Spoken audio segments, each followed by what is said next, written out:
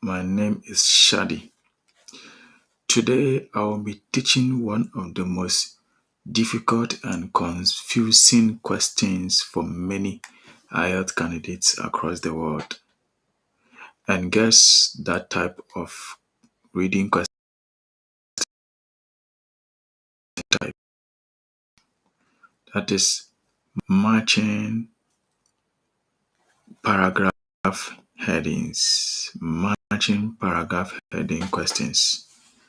It has been difficult for some people, and today I'm going to explain what this type of question means and then tell you or show you a very good technique to be able to answer this question. I want you to first tell yourself that you can answer these questions. Remove the fear. Take the fear out of your mind. Okay? Don't bath yourself in a state of fear. Alright? When you see this type of questions, don't be afraid. What you fear, you must continuously approach it. Before I start, I want you to do me a favor by hitting the subscribe button if you have not subscribed to my channel already. And I want you to like and to share and press the notification button so that when I go live or when I post anything here, you will be notified to watch. So thanks so much for subscribing. Thanks to all my subscribers and those following this channel. And I want you to do me that favor by subscribing if you have not done that. I want you to also to follow me on my Facebook page, and the details is on your screen. So thanks so much for that. Now, on matching paragraph heading questions, how do we answer this type of question? First of all, matching heading questions are this type of question that is on your screen. You see this on your screen. It says reading passage 1, and these are the list of headings, okay? And then list of paragraphs given to you. You have the text labeled paragraph A, B, C, D, E, F. All right. One of the ways to detect that you are not going to answer matching paragraph heading questions is that when the paragraph is given and they have not numbered it A, B, C, D. Okay, that shows that you're not going to answer matching heading questions in that particular aspect of the test. Now, for this type of question, the list of headings is given. The relevant paragraph you are supposed to read is also given. But this list of headings are actually summary of or gist of the paragraphs given. So paragraph A has its summary here or its main idea paraphrased here. All right. So read the instructions, understand what they are asking you to do. So you spend 20 minutes on question 1 to 13, which are based on reading passage 1 on the following pages. Okay. Question 1 to 7. Reading passage 1 has 7 paragraphs A to G. Choose the correct heading for each paragraph from the list of headings below. So write the correct number I to IX in the boxes 1 to 7 on your answer sheet.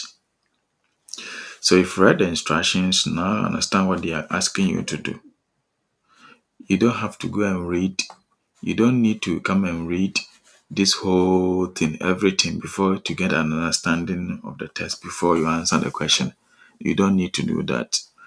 But what I'll encourage you to do is just underline keywords in each of the headings. Search for reasons for increase in population.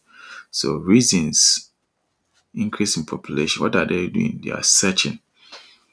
Industrialization and fear of it. So these This phrase is fear of unemployment, industrialization, development of cities in Japan. So development of cities, Japan, time and place of the industrial revolution. So time and place very important.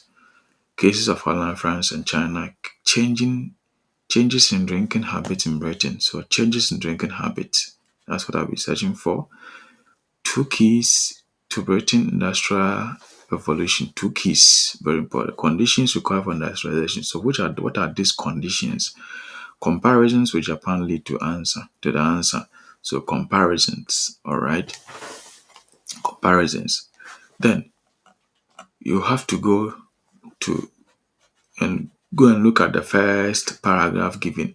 It says paragraph A. So let's go and look at it. Number one, paragraph A. So we go to the first paragraph A.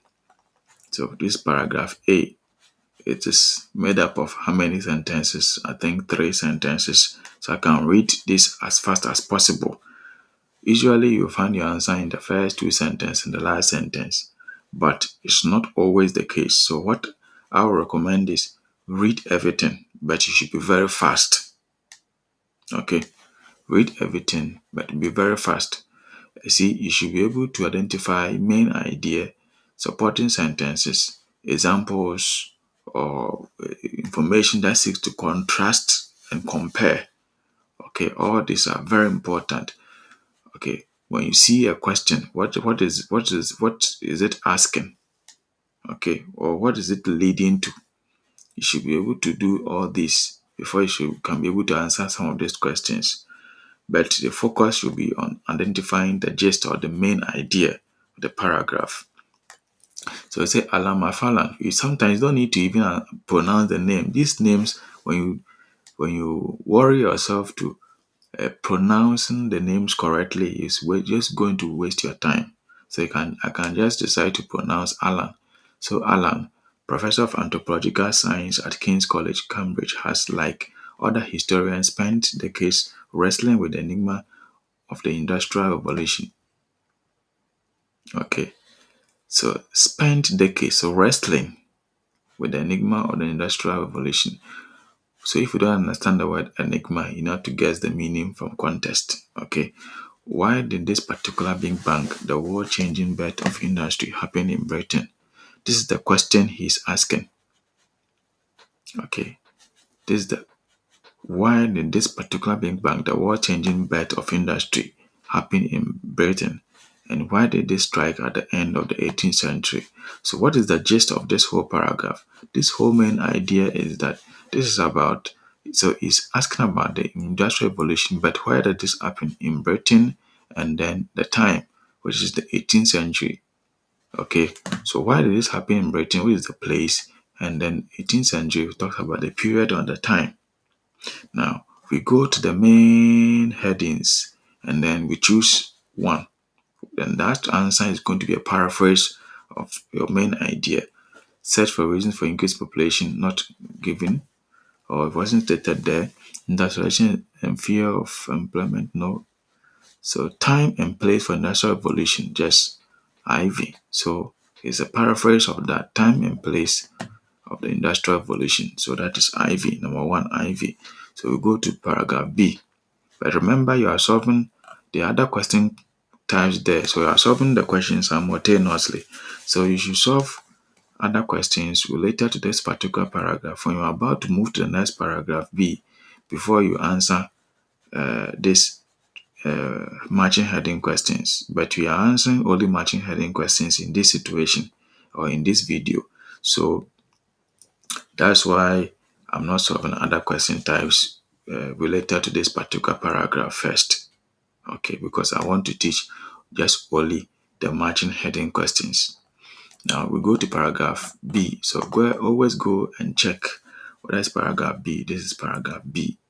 Okay, so paragraph B, you read. So we are reading everything, but be fast. That's what I would recommend that you do, because not all the time that the answer will be in the first 2 sentences in the last paragraph. Okay, so my final compare the puzzle to combination lock. There are about 20 different factors. All of them need to be present before the revolution can happen. He says For industry to take off, there needs to be the technology and power to drive factories, large urban population to provide cheap labor, easy transport to move goods around, an affluent middle class willing to buy mass-produced objects, mass-driven economy, and political system that allows this to happen. Okay, so these are all conditions that needs to happen. So there are 20 different factors. So these are all factors that must happen before this revolution can happen. So we go to the test and then we choose our answer. So no, there was no mention of increase in population, no fear of unemployment. Development of cities in Japan not mentioned. IV has been chosen already. V cases of Holland, France, and China not given, not chosen, not stated there. Changes in drinking habits in Britain not given. Two factors, no mention of two factors, mention 20. Conditions required for industrialization, that is true. So this is true. The 20 conditions are the conditions required for industrialization. So V triple I is B, number 2. Then go to paragraph C. So in paragraph C, what do you do? This paragraph C. So you have to read and find the main idea. The missing factors he proposes are to be found in almost every kitchen. So what are those missing factors? You should find it here. Most historians are convinced that there are one or two missing factors that you need to open the lock. And what are these missing factors? He proposes are to be found in almost every kitchen cupboard. Tea and beer, two of the nation's favorite drinks, fueled the revolution. These two factors fueled the revolution. Okay, the antiseptic properties of tannin, the active ingredient in tea and herbs in beer, plus the fact that both are made with boiled water, allowed urban communities to flourish at close quarters without succumbing to waterborne diseases such as dysentery. The theory sounds eccentric, but once he starts to explain the detective work that went into his deduction, the skepticism gives way to worry, admiration. Okay, now so we come to a conclusion that these are the two factors that fueled the industrial revolution: tea and beer. So we go there and then we we search for it. So two factors, two keys factors. So keys have been paraphrased as factors. Don't forget you are not matching keywords. You are matching based on meaning. Okay, but it has been paraphrased. You are matching meaning. Two features, two keys to Britain's industrial revolution. Yes, this is correct. All right. So now, 3, paragraph C is what V double I. Paragraph 4, which is or number 4, which is paragraph what D. So go to paragraph D. Paragraph D. So this is where you read and get come out or deduce the main idea. McFarlane had wondered for a long time how the Industrial Revolution came about. Historians had alighted on one interesting factor around the mid-18th century that required explanation. What is this? About 1650 and 1740, the population in Britain was static. But then there was a burst in population growth. McFarlane says the infant mortality rate halved in the space of 20 years, and this happened in both rural and cities and across all classes. People suggested 4 possible causes. There was a sudden change in the viruses and bacteria around. Unlikely there was a revolution in medical science, but this was a century before Leicester's revolution. So you see, if you read and if you follow it very well, when you follow it very well, you realize that it says that he was asking for an explanation, okay, but he says that there was what? Population became static in this period. But what happened? It has now increased. There's a burst in population growth. Okay. There's been a burst in population growth. So what are the causes of this population growth? And this is what he suggested. He suggested, he suggested four possible causes of this population growth. Now, so we go to the test and then we search for it. Search for reasons for increase in population. That is correct. Okay. So D is I. So you get it correct now because we have the answer is going to be a paraphrase of the main idea there. We go to paragraph E. Paragraph E to same approach. But don't forget that you are solving the question simultaneously.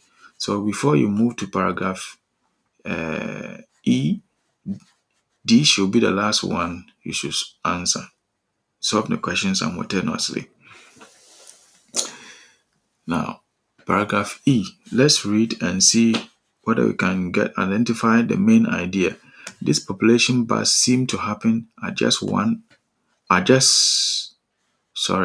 population burst seemed to happen at just the right time to provide labor for the industrial revolution. When you start moving towards industrial revolution, it is economically efficient to have people living close together, says Mafala. But then you get disease, particularly from human waste. Some taken around in historical records reveal that there was a change in the incidence of waterborne disease at that time, especially dysentery. McFarlane deduced that whatever the British were drinking must have been important in regulating disease. He says, we drank beer for a long time. The English were protected by the strong antibacterial agent in hops, which were added to help preserve the beer. But in the late 17th century, a tax was introduced on malt and the basic ingredient of beer. The pour turned to water and gin. In the 1970s, 1720s, the mortality rate began to rise again. Then it suddenly dropped again. What caused this? What caused this is this changes in this whole way of their drinking. That is the deduction, that's the assumptions I make out of this whole test. Okay. Those changing lifestyle of what they were consuming. Okay, so let's see whether we can find a paraphrase of that. So search for increase. No, we have found it already. Industrialization in field not mentioned. Development of cities not mentioned. Time has been chosen already. V. Holland, France, not given. Changes in drinking habits in Britain. That is correct. That is correct. So number 5 is E, and that is VI. VI. All right. So as you watch, write the answers down. Number 6, paragraph F. Paragraph F. What does it says? Let's read and identify the main idea. Afalan looked to Japan, which was also developing large cities about the same time, and also had no sanitation. Waterborne diseases has such closer grip on the Japanese population than those in Britain. You see, than those in Britain. So I think it's making comparisons. Okay, I think it's making comparisons. Okay, let's read further and see. Could it be the prevalence of tea in their culture? Mafalan then noted that the history of tea in Britain provided an extraordinary coincidence of dates. Tea was relatively expensive until Britain started a direct purple clipper trade with China in the early 18th century. Okay, so now, but if you look, I say, look to Japan. He looked to Japan, which was also developing large cities about the same time and also had no sanitation. Waterborne diseases has much looser grip on the Japanese population than those in Britain. You get it. So it's making comparison. This is clearly making comparison. Okay. So now let's see where we can find anything like comparisons or anything related to making comparisons out there.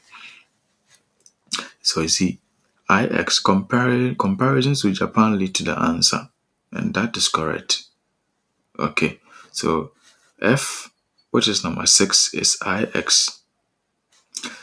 How about paragraph G? Paragraph G, you go there and then you answer that question too as well. But if T is a factor in the combination log, why didn't Japan forge ahead in the tea-soaked industrial revolution of its own? It's asking a question. Okay, there must be an answer. Mafala notes that even though 17th century Japan had large cities, high literacy rates, even a future market, it had turned its back on the essence of any work-based revolution by giving up labor-saving devices such as animals, afraid that they would put people out of work.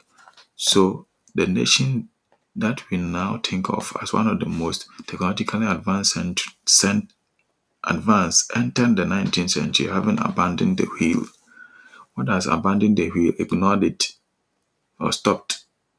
Okay, so um, I'm getting the meaning from context. All right. So what is this whole thing about? What is this whole thing about? All right. So they are simply doing what? Talking about providing answer to this question. It's providing answer to this question. Okay. Why didn't Japan forge ahead in the tea-soaked industrial revolution of its own? The answer is that they were what? Is that it had turned its back on the essence of any work-based revolution by giving up labor-saving devices such as animals, afraid that they will put people out of work. So putting people out of work and this is the answer. How are the answers? Okay, to this particular question, why didn't Japan forge ahead? Why they abandoned the wheel? Why they ignored it altogether or stopped? Now, so having gotten the answer, what do you call it? The main idea, you go and then choose the correct answer. Search for reason. No, this is not mentioned. Nationalization and fear of unemployment. Yes. Fear of unemployment is the same. Unemployment is the same as this. Afraid that they will put people out of work. All right. So paragraph G, which is number 7, is going to be let's see where the fear II, industrialization and the fear of unemployment. All right.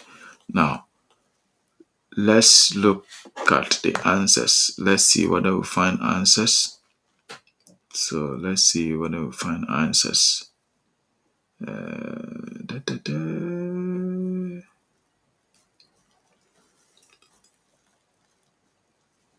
Sorry. So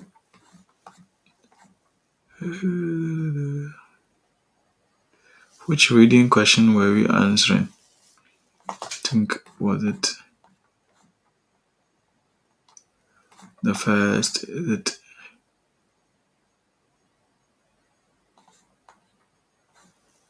reading test 2? It was test 2. Yeah.